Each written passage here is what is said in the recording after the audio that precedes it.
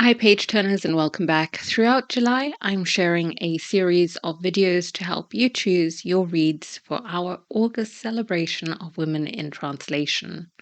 Each video focuses on one of our 4 reading prompts, so hopefully you'll come away with at least one or perhaps several books you'd genuinely like to read. I've also linked to my co hosts, Roz and Anjali, in the description below because between the 3 of us, we've put together quite a varied selection of recommendations.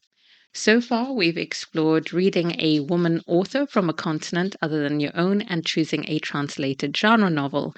I'll be right back. I just have to let the dog out the room. Okay, but prompt number 3 asks us to do something quite different. It asks us to read a translated work by a woman that isn't a novel. And I enjoy how that reminds us that when we talk about translated literature, we often mean translated novels. Yet translation gives us access to so much more. Graphic memoirs, comics, short stories, plays, essays, poetry, literary reflections, and more. So let's begin with 2 graphic works that I've read and would wholeheartedly recommend. Persepolis by Marjane Satrapi, French-Iranian artist, writer, and filmmaker. Satrapi passed away this June at just 56. So returning to Persepolis now feels especially poignant. Originally written in French, it's Satrapi's graphic memoir of growing up in Iran during the Islamic Revolution and the Iran-Iraq War before being sent to Europe as a teenager. Revolution, war, exile. Those words that we often encounter through history books or the evening news. But what makes Persepolis so affecting is how personal those events become. Because rather than watching history unfold from a distance, we're experiencing it through the eyes of a child growing up, and the recognition of the contradictions of the adults and institutions around her. She is outspoken, funny, idealistic, and sometimes painfully naive. Her stark black and white artwork strips every scene back to its emotional essentials. It's a reminder that people don't stop having personalities, crushes, jokes, or petty disagreements simply because history is happening around them. Satrapi later adapted the memoir into an animated film, but I think there's something especially intimate about reading it panel by panel, allowing you to control the pace at which the story unfolds. If you've never tried a graphic novel or you're looking for a book that combines deeply personal experiences with a wider political story, Persepolis would be an excellent choice for this prompt. I'll be right back. I have to let the dog back in. Next up, we have Aya, Life in Yop City by Marguerite Abouet and Clément Oubrerie. My second graphic recommendation, shifting from the monotone to the kaleidoscopic. So we have got, I think, did I say the illustrator's name? Clément Oubrerie. I have trouble with French, but anyway, translated from the French by Helge Dascher. The English edition has 3 books in the series, and it is set in Yopougon, better known as Yop City, a neighborhood in Abidjan, Côte d'Ivoire, between the late 1970s, early 80s, and following 19-year-old Aya, her 2 friends, and their families. Aya is ambitious and focused on her studies. Her friends are rather less so. They're more interested in parties, romance, navigating the opinions of what feels like every relative and neighbor in Yop City.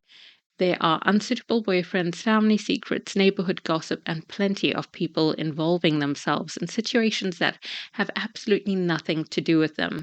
I adore the series. It gives us an African story centered on everyday life rather than conflict. It doesn't ignore colonial legacies, gender expectations, or economic inequality, but it allows its characters to be funny, ambitious, romantic, and gloriously obsessed and absorbed in their ordinary day-to-day dramas. Now, if the idea of translated poetry or a substantial work of nonfiction feels a little intimidating, a play can be the perfect place to start. They're generally short, dialogue keeps the pages turning, and many can be read in a single afternoon. Of course, short doesn't mean simple.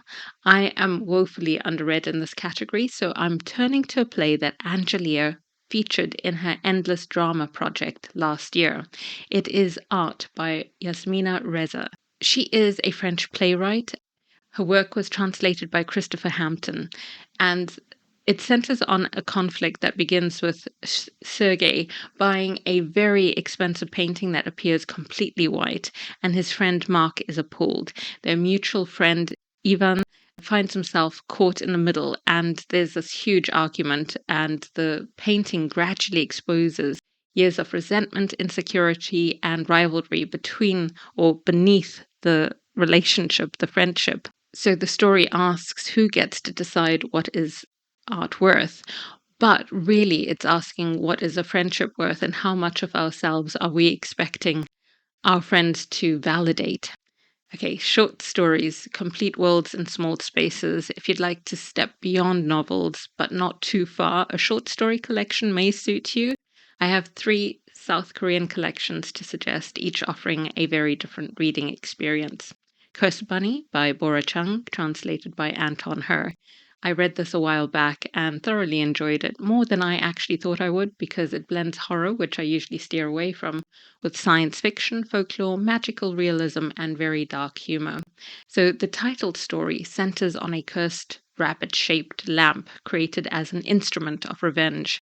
Elsewhere, bodies behave in unexpected ways, technology turns against its creators, and systems designed to protect people become instruments of harm. So some stories begin almost comically before becoming deeply unsettling and exploring capitalism, misogyny, exploitation, power, and more. It may not suit everyone. If you like something realistic and tasteful sometimes, then perhaps the speculative fiction that sometimes veers into body horror may not, might not be for you. But we then go on to her other book, Your Utopia, again translated by Anton Her. And I bought this when it was released, but for some reason I've had a mental block about starting it. This is an opportunity for me to read it. So where Cursed Bunny often draws on horror and folklore, Your Utopia leans more into the science fiction. It's got 8 stories exploring artificial intelligence, surveillance, and possible futures for humanity using speculative ideas about companionship, humanity, and what hope might look like in an increasingly artificial world. Shoko Smile. This one I loved, and I always feel sad that it's got less than 4 stars on Goodreads and other platforms. But the stories focus on relationships between women, friends, sisters, mothers, daughters, and women whose lives intersect briefly but leave lasting impressions. The title story begins with a friendship between a Korean girl and a Japanese exchange student, exploring how that relationship changes the narrator's understanding of her grandfather. And then across the collection, we look at memory, loneliness, and the things people struggle to communicate to one another.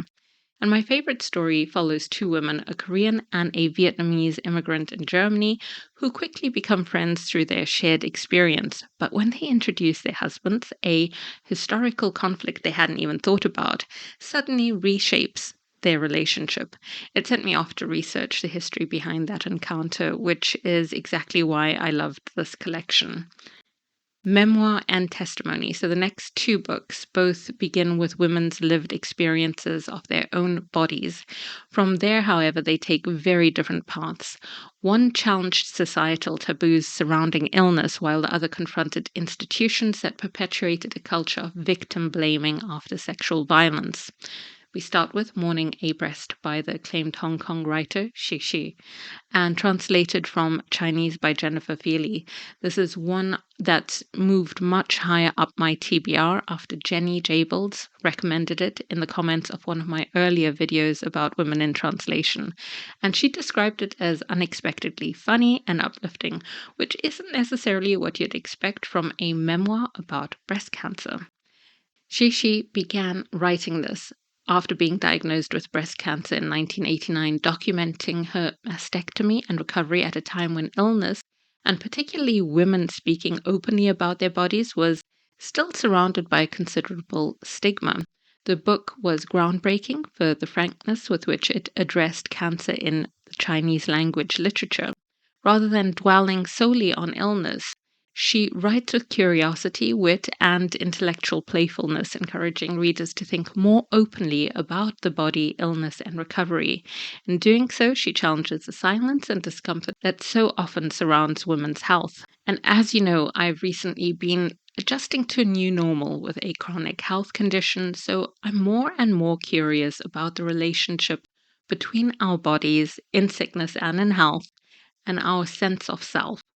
So then we have Black Box by Japanese journalist Shiori Ito and translated by Alison Markin Powell.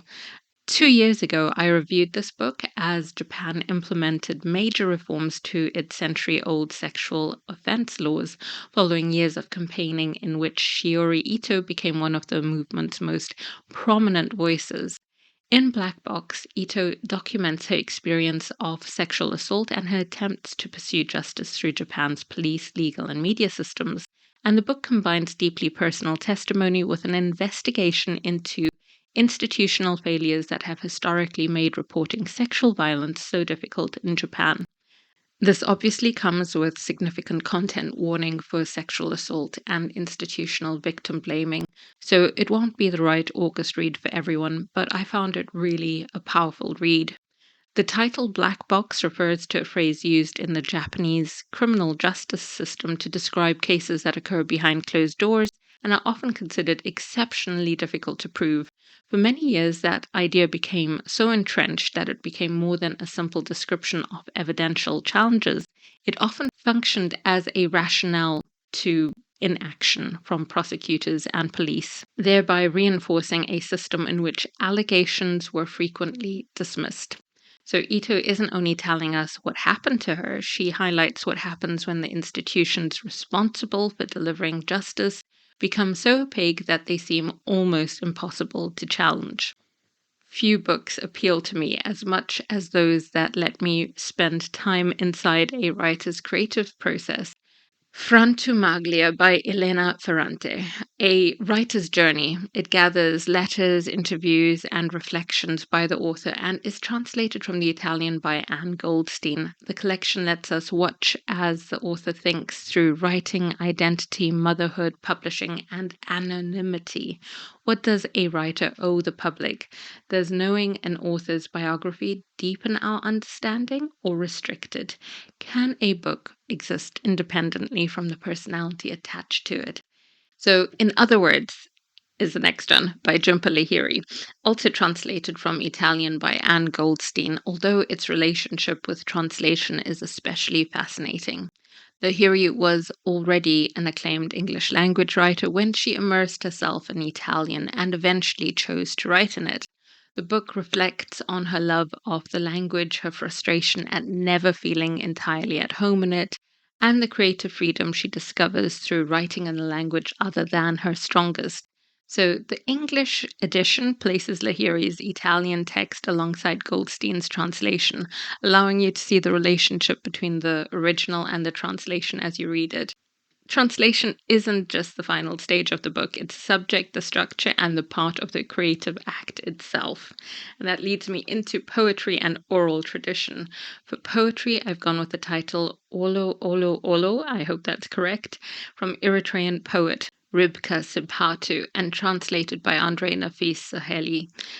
And Olu is connected to Eritrean oral storytelling, a poetic form through which communities preserve histories, debate ideas, and respond to events. And Sibatu's collection draws together poetry, folklore, memory, exile, and the experience of building a life between Eritrea and Italy. Its journey into English is itself multilingual. Some pieces were originally composed in Tigrinya and Aramaic, translated by Sabata into Italian, and then translated yet again into English by Nafis Saheli, and the pair worked together for roughly a decade before the English collection appeared. So the process raises fascinating questions about what an original means when a writer moves between several languages and oral traditions. It also shows that translation is not necessarily a simple line from one language into another. Sometimes it is a conversation across languages, histories, and years of collaboration. So that's it. I like how this prompt shows that reading women in translation doesn't have to mean working through a stack of novels.